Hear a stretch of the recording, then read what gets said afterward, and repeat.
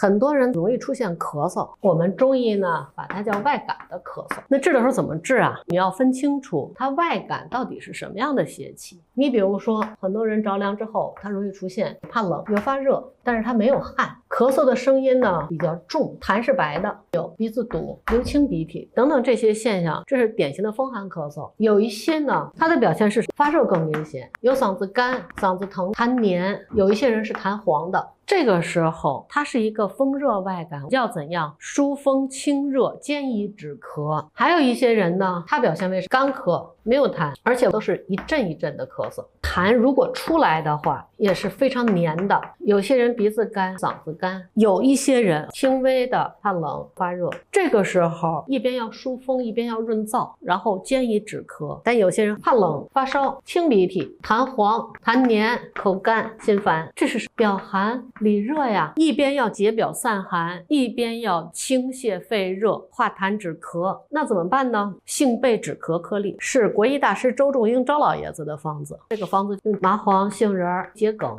甘草、沙参、浙贝这2个药清肺热化痰，那力量还嫌不够，加点百部，加点前胡，这2个都是止咳的药。有一些人呢有嗓子疼，加木蝴蝶就可以了。这个方子解表散寒、清泻肺热、化痰止咳，效果还是不错的。